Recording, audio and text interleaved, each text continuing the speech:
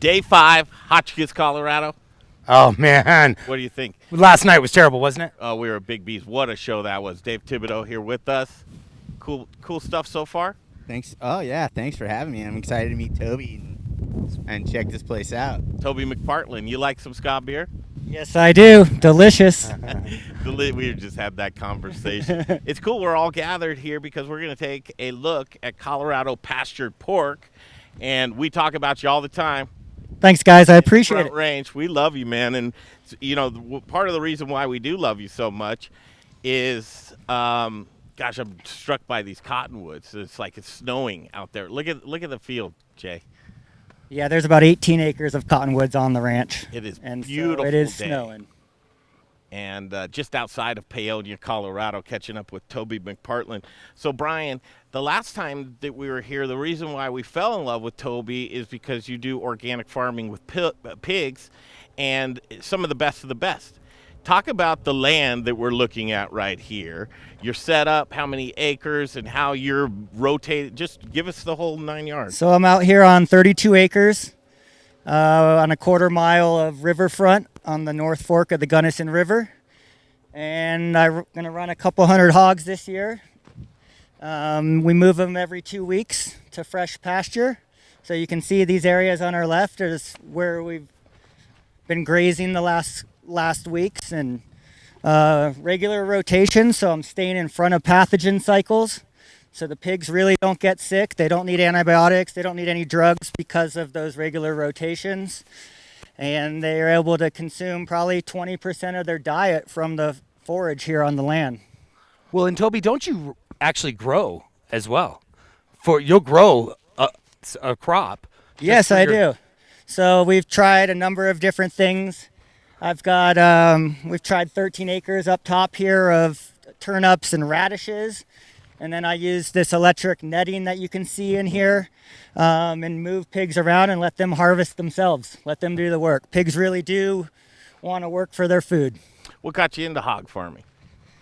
I moved here about 6 years ago from California, where I was an organic vegetable farmer. And so I bought this property with the intention of growing about 20 acres of vegetables here, and saw that the labor force wasn't out here that I was used to in California, and took a stab and took a chance and tried something new. I had never raised a pig before. I went out to a workshop with Joel Salatin in Mississippi and sat in a conference room of a hotel for a weekend and listened to him and thought, I can do that. And I came back the next week and bought 107 piglets and started Colorado Pastured Pork. That's a crash course. Fake it till I make it. That was the plan that first year. Dave the vegetarian. I knew you were gonna throw that in there. That's So- how people do. Well, yeah, I was gonna prep Toby. Okay. before you- Oh, sorry. like I've been a vegetarian for most of my life, can and convert so you these out guys these guys are like, oh, you got to come check out this pig farm. Yes. And but I already can tell, like talking to you, Toby, just for the few minutes when we were out front, that I think a lot of our values are very, very similar. Mm-hmm. I think so too. Yeah. I mean, it's really just giving these animals the best life that I can and let them do the rest, and it produces a really fabulous pork. You can actually see over on our left here, there's some hogs sleeping in the trees. This is a less active time of the day in the heat, and so they'll all cuddle up together. There's another group over here. Now, Jay, last time you had one of these pigs get you last time. Yes, I did. Very gentle thing. Didn't break the skin, but he gave me a good nibble. Are you willing to get in with the pigs? Oh again? yeah, man. I'll ride one if Toby lets me. We're not going to do any riding, but Well, they're running welcome from you to get already. in. See, they. Hey, it's just Jay. Yeah, that's right. They're like, oh, I remember that guy. Well, looks like they got a lot to eat on over here. Yeah, so I moved them this morning to some new grass. And it's real obvious in their previous pens when it's time to go. And they're happy out here. How long does it take them to take care of something like this? You know, I say about 50 hogs on a little more than half an acre for about 14 days is usually enough.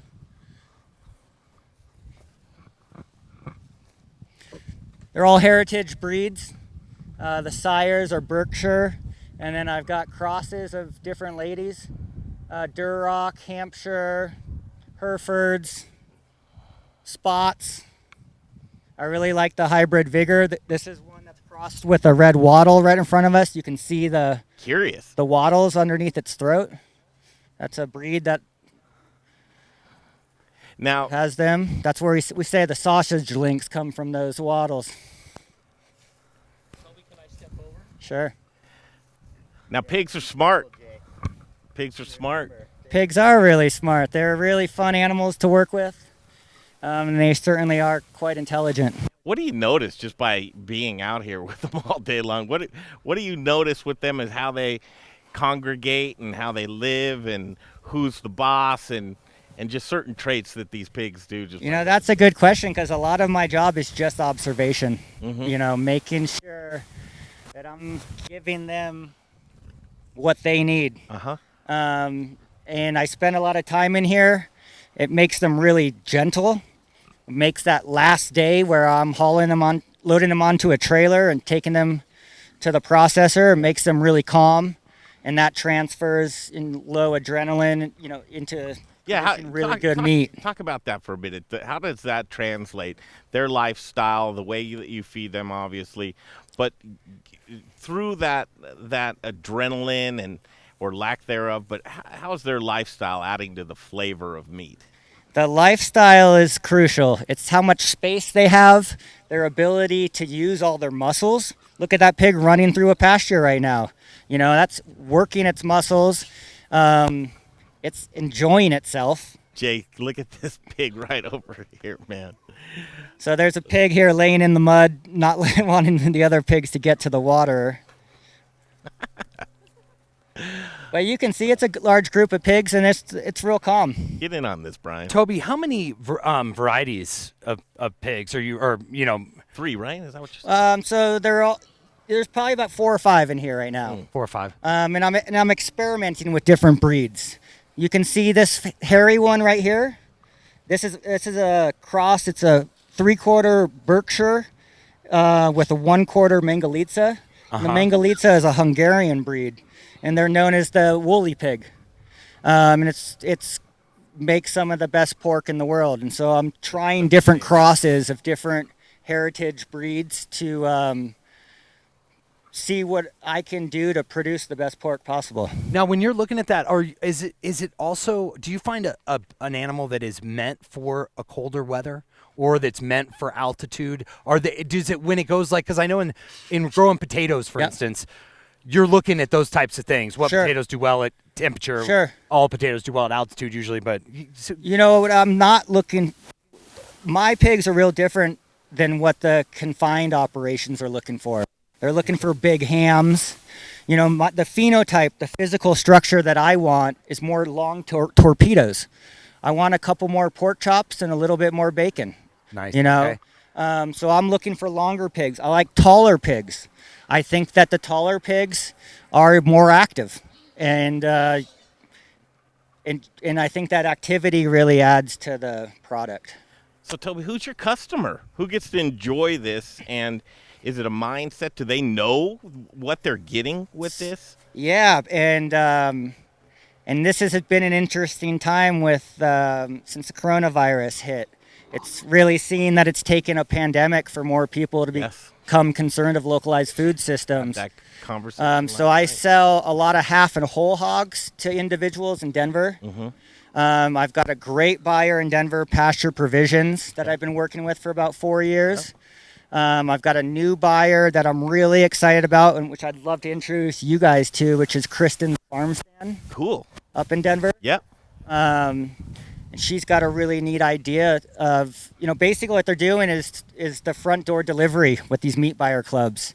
And we've just seen a lot of interest in the last 3 months. So much so that I'm doubling production this year. We were having that Congratulations. conversation last night about direct and people wanting to control their own food chain. Yeah.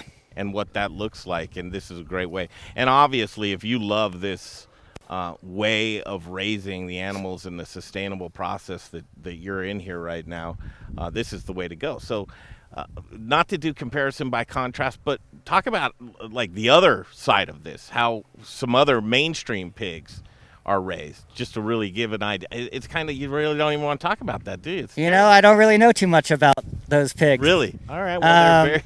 You know, I know they got manure. That's an issue for them. I got manure out here that I never touch, and it's a benefit to my land. I don't have to spend any time pressure washing with bleach, you know, concrete floors. All I'm doing is regular rotations, just like what these pigs would really be doing in nature themselves. I'm kind of, you know, no animal wants to spend too much time where it's been. It's always moving. And so I'm kind of playing that, you know, kind of that wolf moving the bison across the Serengeti or something, you know. They are amazing animals and very, very smart. Dave, you're like, well, why don't we get these pigs to run the country? They might do a little bit better job at that, and not too far off. Yeah, there's no context there, but I'm serious. Yes, yeah, no context, but I'm serious. Yeah, they are smart enough. I think they could do better. And you know, I mean, the context was really. I'm not on. You've got to be on. Yeah, tap on that. I had a feed delivery a couple of days ago, and the young guy that came out here, it was his first time. And he's delivering feed to all these different ranches around the western slope, and came out here and said, I have never seen pigs raised in this manner. And he was really enthusiastic, and that's one of the people ask me a lot of time, what kind of certifications do you have? And I said, none. This is self-certify. Ethics. You know, you need to come out here. It's an open door policy at my farm. You can come out and see if it works for you. And pretty much everybody it does. They try the pork, and it's something I'm really proud of. You're able to grow a little bit on this land, on this property? I am. That's fantastic. Able to grow, and all the business is on this land right now. First year we saw you were under 100 pigs, I think, just under. I was right at 100 pigs, exactly. So I'll raise 200 pigs this year, and hopefully be going to 400 pigs next year. You're going to need another Toby. I'm going to need some help next year, I think. I had a great ranch hand the first 3 years, and I've been on my own the last 2. What else? God, I'm just, congratulations. Thanks, Brian. Listen, I'll tell you, you've continued to really be more of a steward which shows, because you can see it in the land. Awesome. One, I can see how much more healthy this is since the last time we were here 2 years ago. By the way. Awesome. I mean, I can see that. Great. And so, congratulations with that. And thank you. I hear people raving about your product down in Denver all the time. So. Oh, well, that makes me feel good, Brian. Thank you. Yeah. So it's really and we need to connect. I didn't know the whole San Luis Obispo. You know, I'm good friends with Dale and Christine Koch farm down there. I don't know if you know them. What's the name of the farm? Koch Farm. They're right in San Juan Bautista. Organic, one of the first organic farms. Yeah. And so we should connect about that some other time. But great. I really, it's great to see you. I mean, for sure, Toby. Cheers. You too. All right. So from Hotchkiss, Colorado, I hope you enjoyed it as much as we do every single year. What do you think, Dave? I mean, cool place, isn't it? I appreciate you guys making the trek out here and visiting me again. Colorado Pastured Pork, right? You got it. How can people get a hold of you? You have a cool website? I've got a website, coloradopasturedpork.com. If you're in the Denver area, I really recommend you checking out Pasture Provisions. They purchased their first year about 4 years ago, 8 hogs from me, and they'll probably purchase 80 hogs this year. Oh, that's great. So they're a great source for you in Denver. Also, Kristen's Farm Stand is another meat buyers club that will deliver to your front door. They both have great websites, and that's probably the best way right now to get this product. If you'd like to know where your food's coming from, and I don't know of any better than this right there, I'd take Toby up on his offer. It's Toby McPartland. We're going to go on down the road. Where's next? Berg Harvest. Berg Harvest. We're going to go see Lauren at Berg. And I hear they have cherries. Yes. Cherries. Yes, they have a little next. cherries. All right. Push it on down the road. I'm going to get some drone footage. We're going to have a cool show tonight. All right. Kick it down the road. Thanks, Toby. Thanks guys. Toby.